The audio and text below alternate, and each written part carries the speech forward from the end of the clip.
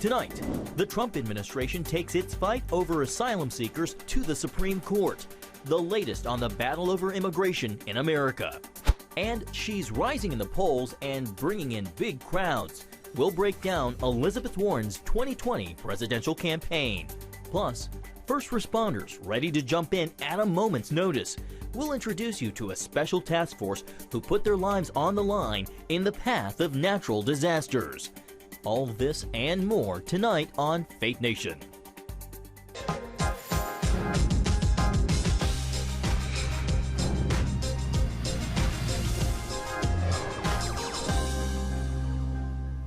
The immigration battle is making its way through the courts. Welcome to Faith Nation. I'm John Jessup. And I'm Jenna Browder.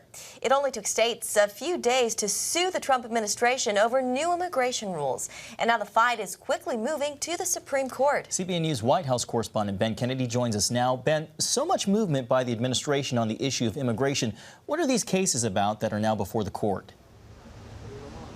Well, John, Jenna, we're talking about two new moves by the administration. The first one tightens restrictions on those entering the U.S. The second ends what's known as catch and release. Now, a number of states are fighting both. This administration has taken an action which we intend to prove in court is not permissible by law. That action would end part of the so-called Flores Amendment, which limits how long immigrant children can be detained. The agreement meant kids could only be held for 20 days, but under the new order, entire families will be detained until their day in court. What this will do is substantially increase our ability to end the catch and release challenges that have fueled this crisis for families. 19 states disagree and filed a lawsuit against ending catch and release. The Trump administration is holding children and families in jail-like conditions for weeks. These are individuals and certainly children who have not committed any criminal violation. DHS maintains the old agreement basically encourages illegal entry, adding to the backlog of immigration cases. 475,000 families crossed the border so far this budget year, nearly 3 times as many as last year.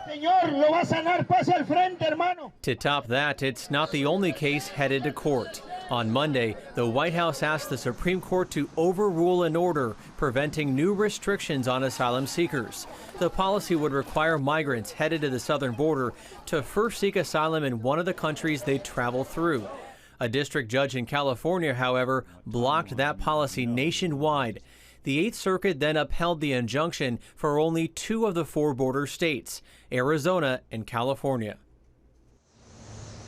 Until the Supreme Court makes a decision, the new asylum policy will not be enforced in any of the 4 border states.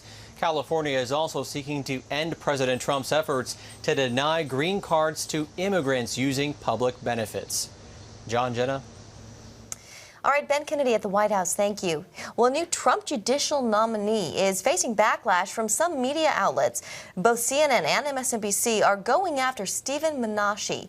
Many conservatives, though, say it's a smear attack on a well-qualified judge. The author of this slightly blood-curdling, very serious law review article is named Stephen Minashi, Menashi, I think how you say it. The reason you need to know it is because Donald Trump just nominated him to be a federal appeals court judge. You might wonder how the Trump administration finds the academic drum major for ethno-nationalism to become a federal appeals court nominee, 1 level below the U.S. Supreme Court. I tend to think that in academia and politics, these people on this fringe of racial thinking, they tend to find each other like magnets and iron filings do. It was Rachel Maddow on the editorial board of the Wall Street Journal is defending Minashi against this attack and others. Quote, Rachel Maddow opened the assault this month with a MSNBC monologue suggesting Mr. Minashi is a white nationalist. Her evidence? A 2010 article Mr. Minashi wrote for a University of Pennsylvania International Law Journal that defended Israel as a liberal democracy and Jewish state. For more now, we're joined by Kerry Severino. She's the chief counsel at the Judicial Crisis Network.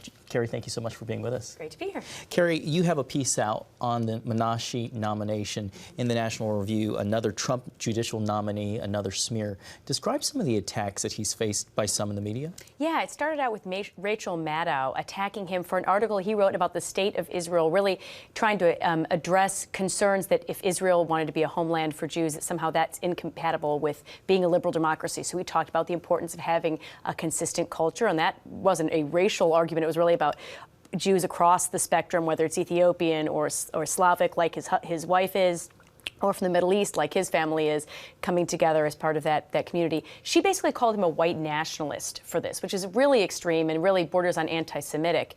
And then subsequently, CNN had several attacks on things he wrote while an editor at Dartmouth for the conservative campus paper there. Really, again, taking them out of context and blowing up what, in fact, were very thoughtful pieces addressing some of the hot-button issues on campus, and including political correctness and things like that, that they're trying to, again, really just smear him based on these old writings. And it's not fair, and it's really a concern that this is the type of personal attacks that are going on these nominees. And this isn't the first time a judicial nominee put forward by President Trump has faced these kind of attacks. No, I mean, we've seen it, now it seems to be like a repeating process here. We saw it with Amy Coney Barrett, for example. That was the anti-Catholic attacks. We've seen attacks in the Knights of Columbus. So now we're getting into more of these anti-Semitic attacks. This is really unfortunate, of course, not to mention Justice Brett Kavanaugh, who endured a horrible smear campaign last year. This brutal divide that we saw with Justice Brett Kavanaugh, do you think this could be the case again in this situation? Well, you know, I think in this case, it's going to be very, I don't think any Republicans are going to want to join in this kind of scurrilous attacks on a nominee. I think it's not hopefully going to go as far as the personal allegations in that case. But I think it is a real concern for people who want to make sure that our best and brightest men and women are going to want to step up for these positions of judicial authority. Kerry, with word that Ruth Bader Ginsburg just had her latest treatment in another round of cancer, there's speculation that President Trump might be able to have another judicial Supreme Court nominee before 2020 or before the 2020 election. Of course, we remember what happened when President Obama nominated Merrick Garland and how Mitch McConnell blocked that nomination until after the 2016 election. He's now saying that he would fill the seat ahead of 2020 if that were to happen, if it did come up. Some are saying that he's being hypocritical here. Your thoughts? Well, obviously, first of all, praying for Justice Ginsburg, wishing her well. She's a very resilient woman. But if any seat, and there's other seats that could open up, came up, I think the president and the White House are always ready. It's important to remember at this point we have a White House and Senate controlled by the Republicans. That's the voice of the American people, giving a much different message than they did back in 2014 when they were kind of putting the brakes on the Obama administration, saying, actually, we're going to give the Senate to a different party.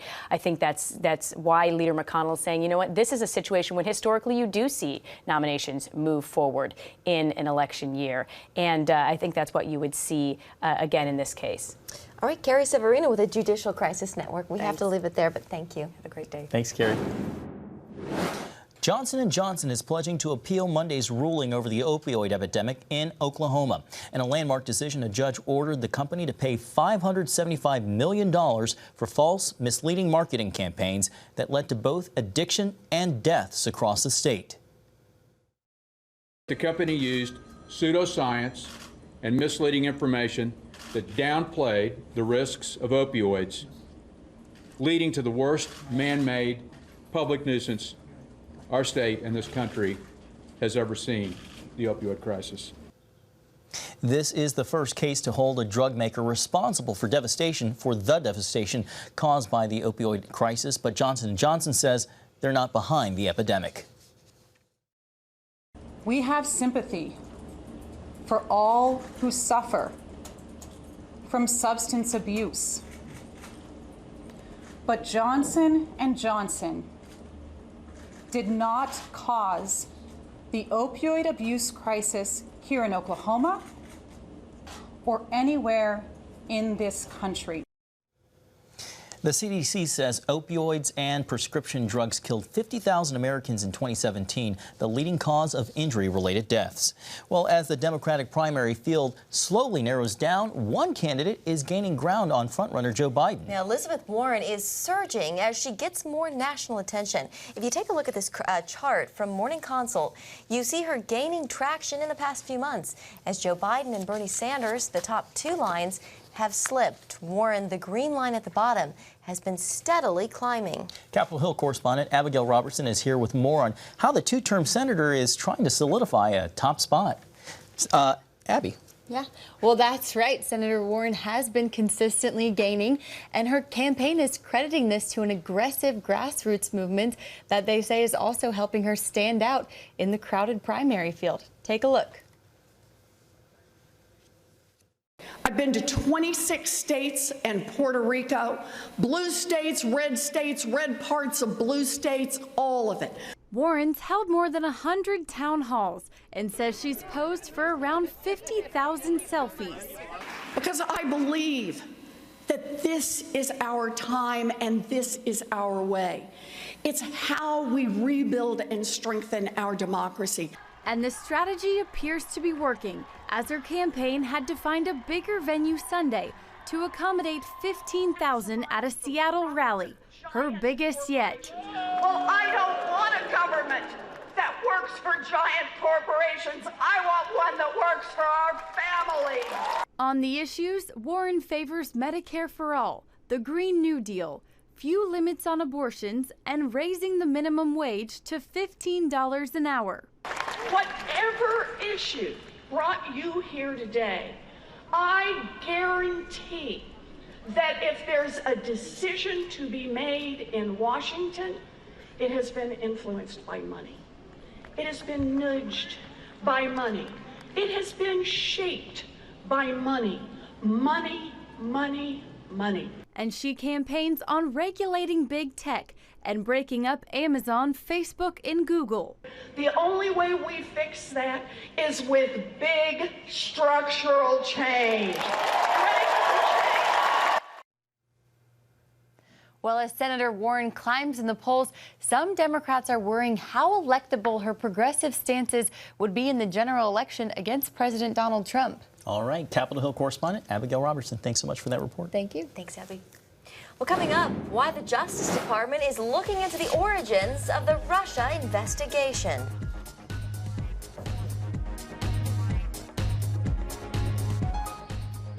Remember for a moment what it was like to be a child. You believed every story you were told. You saw a world full of endless possibilities. What stories will the world's orphaned and at-risk children believe? We believe the Bible tells the only story truly worth believing.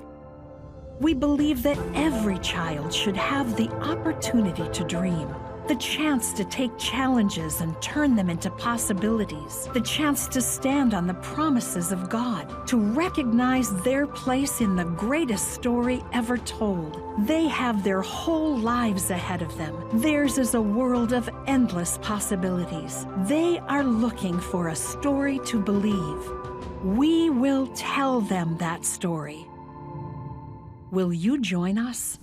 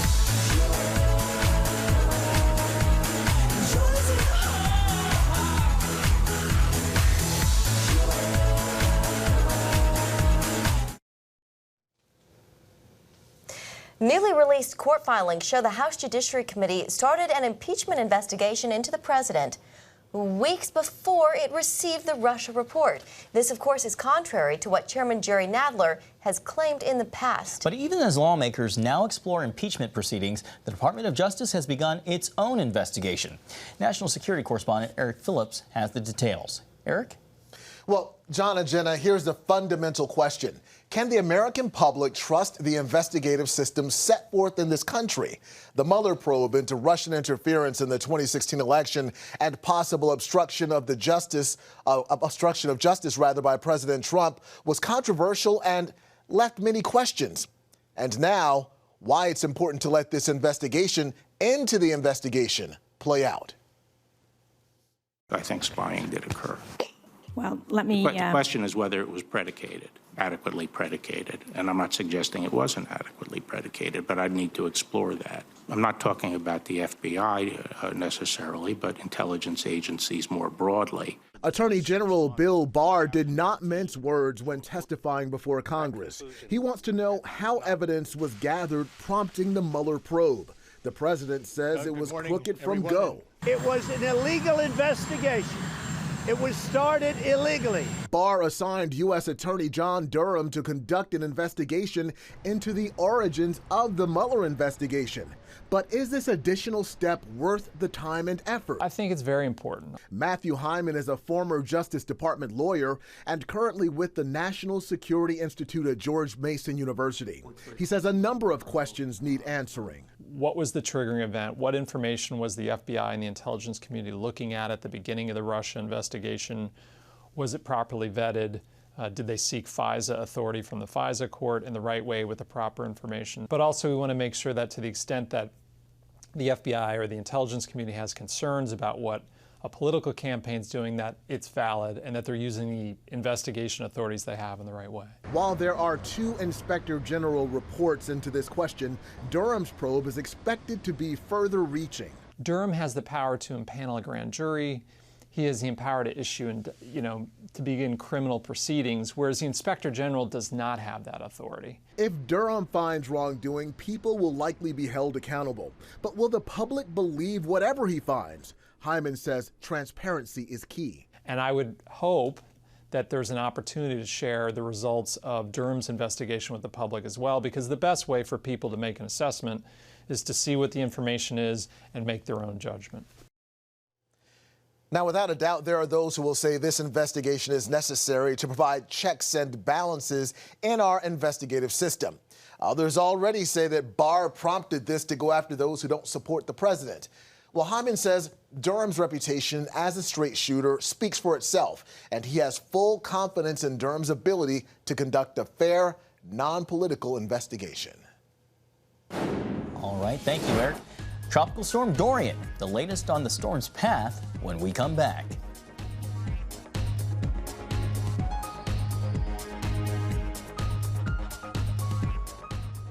Give me that. Bye.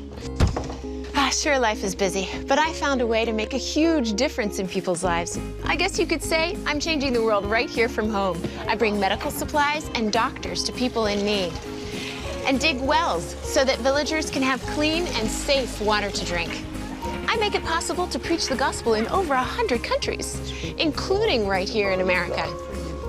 And when disaster strikes, I'm there, providing food, thank you, and emergency supplies to give people hope again. Every day, CBN and I are making the world a better place. Here you go. My life is hectic, so I joined CBN through Pledge Express. My bank does all the work, and I know that my gift is being used where it's needed most.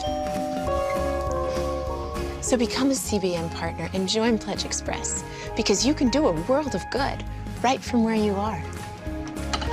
Hi, good morning. Are you ready to get started? Hey, if you're tired and exhausted all day, you can't think clearly, and you really just need a cup or even a pot of coffee to get through your day, then join me, Dr. Josh Axe, for this new series where I'm going to teach you how to transform your diet and use essential oils and supplements to get a better night's sleep.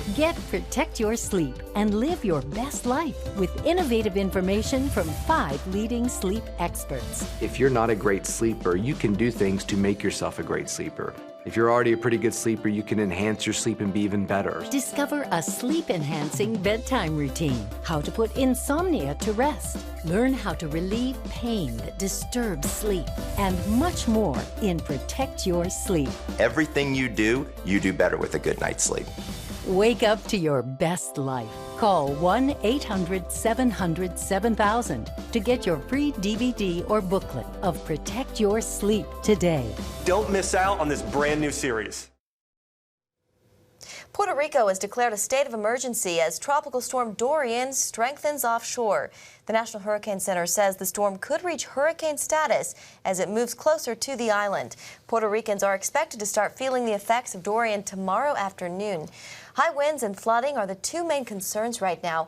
The island is still recovering from near total destruction by Hurricane Maria in 2017. Well, Jenna, in the face of natural disasters, elite teams of first responders stand ready to deploy in a split second. And they often lay their lives on the line to rescue and treat victims. Caitlin Burke joined one of these fearless crews for this inside look at what sets these heroes apart.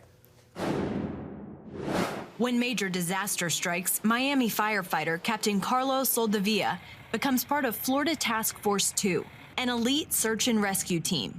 We respond to some of the worst disasters, right? The things that the small jurisdictions and municipalities are unable to deal with on their own. Our ultimate goal is to save lives that are in danger immediately after an incident like that.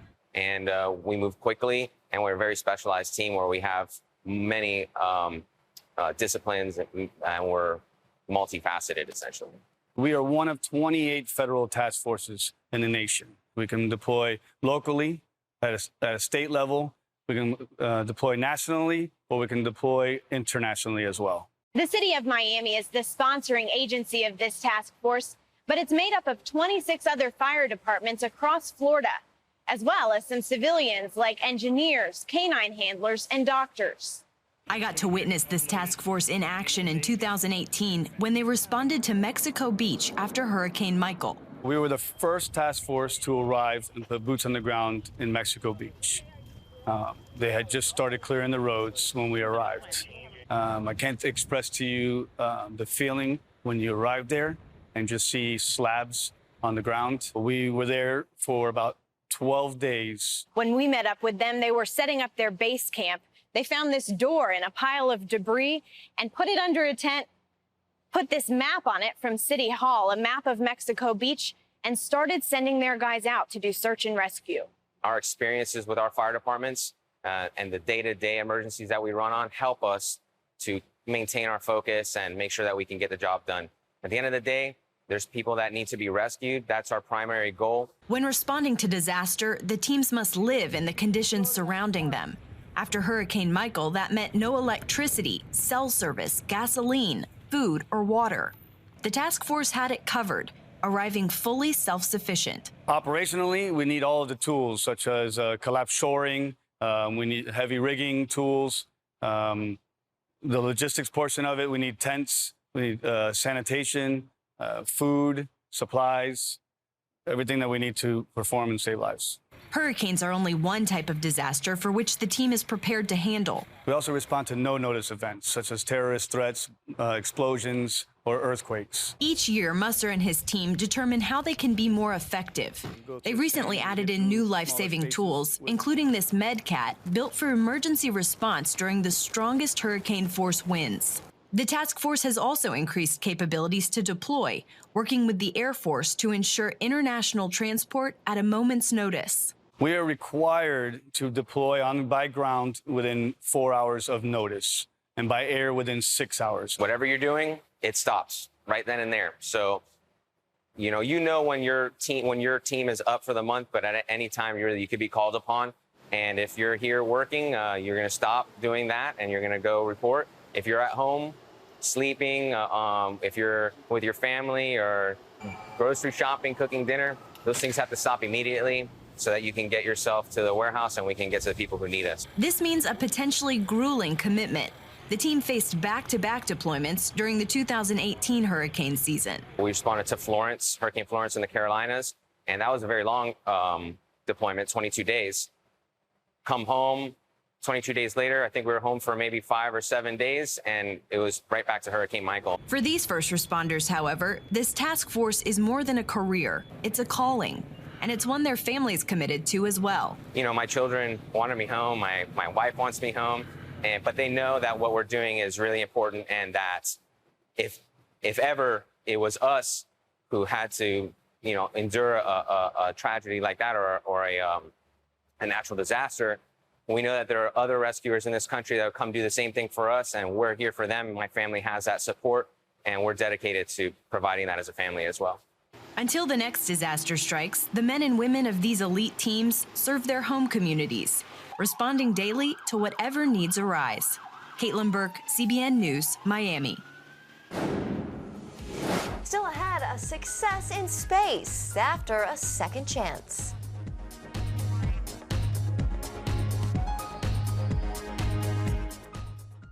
We will move the American embassy to the eternal capital of the Jewish people, Jerusalem. As the nations rage, you can stand with Israel. History is being written, and I want to be a part of it. Call 1-800-700-7000 and get to life. This is our nature as a country. Discover the untold story of how Israeli volunteers are changing the world. We consider it our duty to reach out and help others around the world. For a gift of $10 or more, you can own the acclaimed CBN documentary To Life. To treat a human, no matter what he is, which religious he have, which color he is, this is what I'm doing. Support Israel in their time of need. Get to Life, now available on DVD. Call 1-800-700-7000 or log on to cbn.com. And I wish that other people throughout the world could see this side of Israel. Orphans Promise is committed to loving and serving at-risk children, to helping keep families together, and to creating opportunities for strong and sustainable communities around the world. We're working in over 60 countries around the world, and with your help, we can do even more. There's an old African proverb I love that says, if you want to run fast, run alone. But if you want to run far, run together. At Orphans Promise, we want to run far so we can touch the lives of as many orphaned and vulnerable children as possible. But we don't want to go alone. We're out to change the world, one child, one family, one community at a time. Will you join us?